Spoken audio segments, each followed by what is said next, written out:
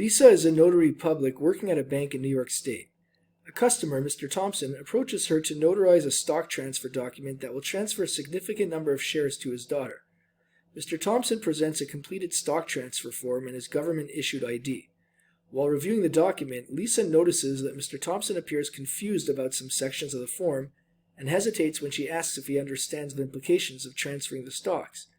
What should Lisa do in this situation? To help us answer this question, let's have a look at section 182.3 from the Notary Public License Law booklet entitled Requirements for Notaries, and it states under subsection B, a notary may refuse to perform a notarial act if the notary public is not satisfied that, and we can jump to subsection 2, the principal's signature is knowingly and voluntarily made. We can also have a quick look at the professional conduct section of the Notary Public License Law booklet, starting at the top, which states, unless a lawyer, the notary public may not engage directly or indirectly in the practice of law. So with all this in mind, let's have a look at our four choices to determine the solution. Choice A states, proceed with the notarization since Mr. Thompson has provided valid identification and the document is complete. Now this is incorrect because it leaves aside the issue of Mr. Thompson appearing confused and hesitating when he answers whether or not he understands the implications of transferring the stocks.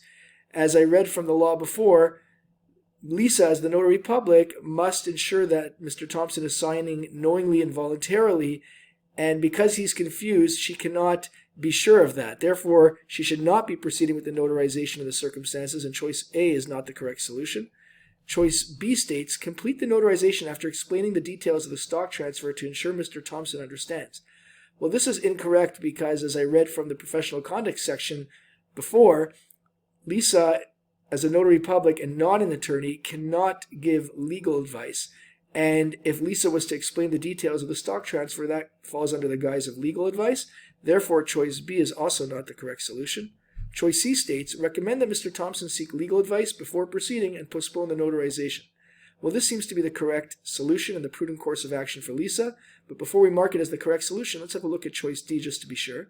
Choice D states, ask Mr. Thompson to sign an additional affidavit affirming his understanding before notarizing the document. While creative, this is not something that the law provides for.